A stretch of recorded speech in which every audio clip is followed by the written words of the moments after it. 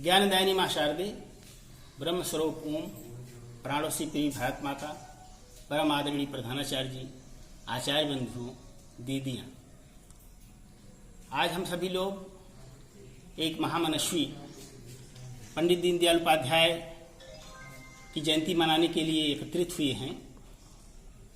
पंडित दीनदयाल उपाध्याय का जन्म 1916 में मथुरा के पास नगला चंद्रभान नामक गांव में हुआ था। जब ये 2 वर्ष के थे तो इनके पिताजी का देहांत हो गया। बाल्यावस्था में ही माताजी का भी देहांत हो गया। ये 2 भाई और 1 बहन, 3 थे। इनके नाना ने और मामा ने इनका पालन पोषण किया।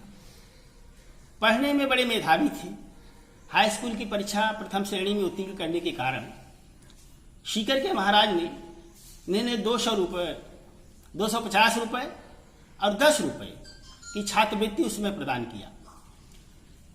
राजस्थान के पिलानी विद्यालय से इंटरमीडिएट की परीक्षा उत्तीर्ण किए।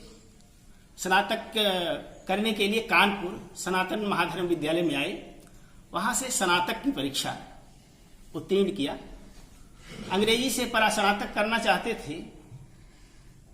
उसी समय आगरा में एडमिशन लिए। इनकी बहन का देहांत हो गया। जब ये 18 वर्ष के थे इनके दूसरे भाई का देहांत हो गया था। इस प्रकार परिवार में अकेले रह गए और ज्योतिषी ने इनके जन्म के विषय में बताया था कि शादी नहीं करेंगे और देश के बहुत बड़े महान मनुष्य बनेंगे, राजनेता बनेंगे। 1937 में इनका संबंध राष्ट्रीय स्वयंसेवक संघ से आया।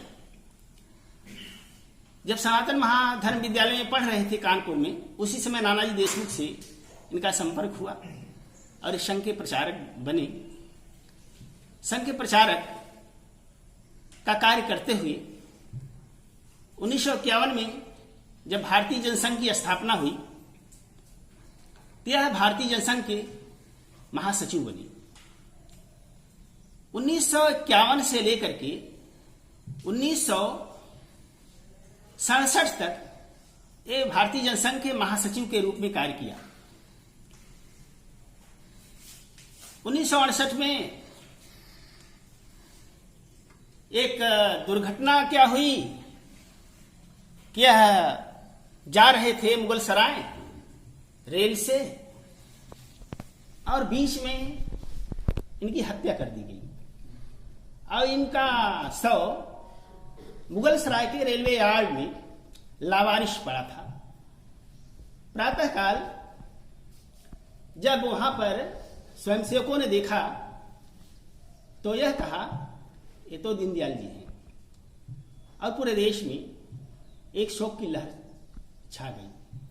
दीनदयाल जी एक प्रखर राष्ट्रभक्त थे, कुशल पत्रकार थे और महान लेखक थे। राष्ट्रधर्म, 5 जन्म, स्वदेश का इन्होंने संपादन किया। यह चुनार के किले में एक रात्र में चंद्रगुप्त नामक पुस्तक की रचना की। पहले हम लोगों के यहाँ कक्षा 6 में बाजीराव प्रभु, 7 में चंद्रगुप्त, 8 में शंकराचार्य पुस्तक पढ़ाई जाती थी जो पंडित दीनदयाल उपाध्याय जी ने लिखा था। मानव एकात्मवाद, भारतीय दर्शन, राजनीति डायरी, अनेक पुस्तकों का लेखन किया। सबसे बड़ी इनकी जो पुस्तक थी मानव एकात्मवाद।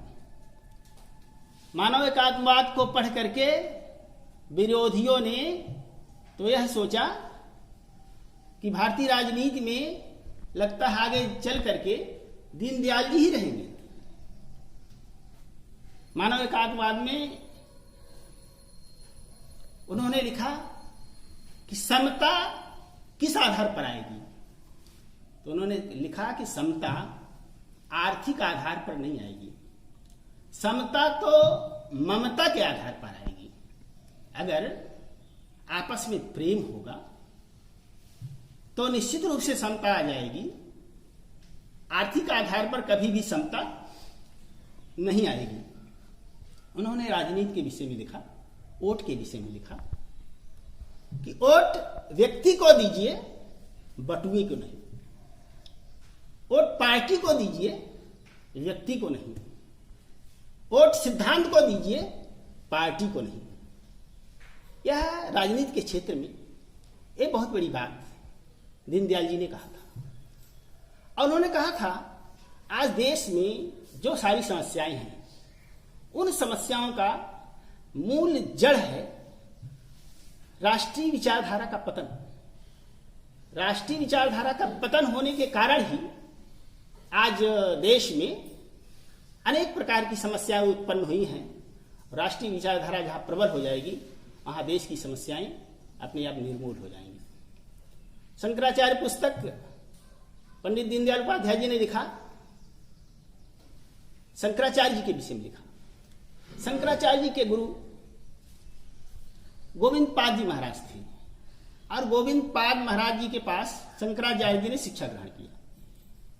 जब उनके पास शिक्षा पूरी हो गई तो शंकराचार्य जी को गोविंद पाद जी अपने गुरु के पास ले गए, श्री गौड़पाद जी महाराज के पास। और गौड़पाद जी महाराज ने शंकराचार्य जी को प्रतिभा को देखा और उन्होंने अपने शिक्षा के द्वारा पूर्ण परिपक्व मानव शंकराचार्य जी को गौड़पाद जी महाराज ने बनाया। और उसमें दीनदयाल जी ने एक लाइन लिखा, शंकराचार्य जी समाज कार्य के लिए निकल रहे थे तो गौड़पाद जी ने कहा, उनके वाक्यों में है, अपरिपक्व व्यक्ति यदि समाज का कार्य करता है तो अपना और समाज दोनों का विनाश करता है। इसलिए समाज कार्य करने के लिए भी पूर्ण परिपक्वता की आवश्यकता होती है।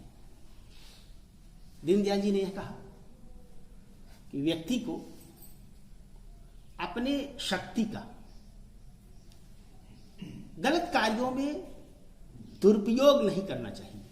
अपने शक्ति का विनियोग के द्वारा, विनिमय के द्वारा सकारात्मक चीजों में लगा करके शक्ति का उपयोग करना चाहिए। शक्ति का दुरुपयोग किसी भी कीमत पर व्यक्ति को नहीं करना चाहिए। आज राष्ट्र में जो राजनीतिक विचारधारा चल रही है, दीनदयाल जी ने जो राजनीति के क्षेत्र का दर्शन दिया मानव एकात्मवाद के माध्यम से, आज दुनिया में सबसे अधिक वह प्रासंगिक है।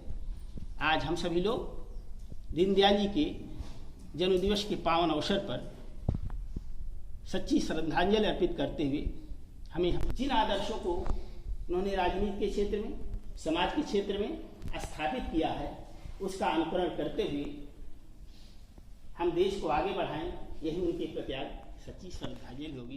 भारत माता।